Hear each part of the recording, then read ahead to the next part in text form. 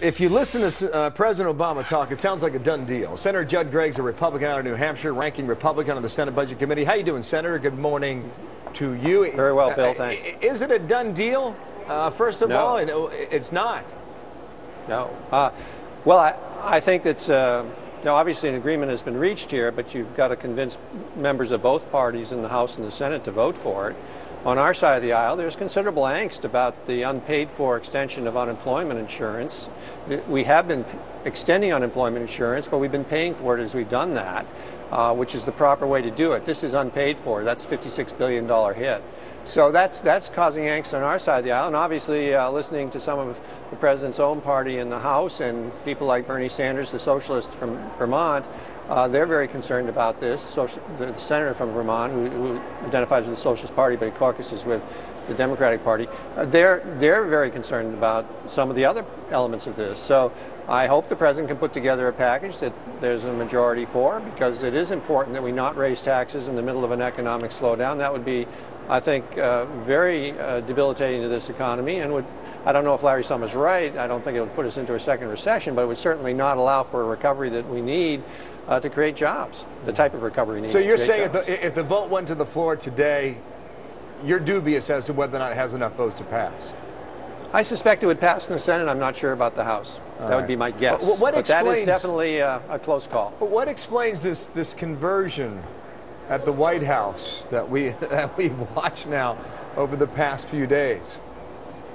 Well, I think it's a reasonableness on the part of the president, recognizing that he's going to be dealing with a divided government now, in the sense that the House will be controlled by the Republican Party, that the American people sent a pretty definitive message that they want something done about this economy, and you can't govern if you don't compromise. I mean, it's great to be able to claim a position and stand in your corner and shout, but that's not governing. And so the president, I think, is trying to govern, and that's his job, and you got to give him a lot of credit for doing that. Now, you were on the Deficit Commission, and I know you voted in favor of the recommendations.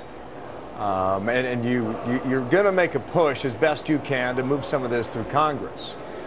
But you're an outgoing senator, too. This is what you wrote yesterday at thehill.com.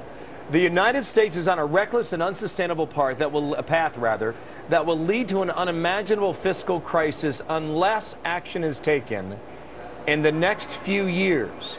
There can be no denying that our situation is very serious. You have been on our program 20 times in the past year, I would bet.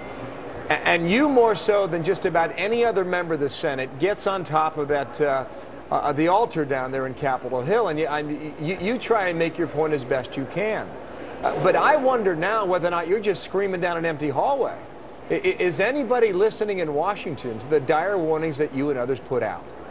Well, first, thanks for having me on your program. I very much appreciate that, to make those points. And yes, I think we're actually seeing some movement finally in this area. First, the American people have caught up with the problem. They delivered that message pretty definitively in the last election: stop the spending, reduce the deficit, get the debt under control. And I think Congress has too, because if you look at this commission, the membership that voted for it came from both sides of the aisle and was very aggressively on both sides of the aisle. You had Tom Coburn, who's very conservative. You had Dick Durbin, who's a liberal and a leader in the Democratic Senate. So you had a statement made that there is a way to get together on a very substantive and significant step towards getting our debt under control, which is what this commission plan did. I believe that this plan represents the memo from which the Congress and the president can work next year. I believe if we get presidential leadership on it, the Congress will follow. Okay. And it's just a question of having that leadership. Right. You're right. The huge deficits will become the norm, $1 trillion annually over the next 10 years. All this stuff is dire. That's the projection. Yeah, the computer's going to got us off. I'm sorry, I got some breaking news in London, Senator. Thank you for your time. We'll talk again. Thank you.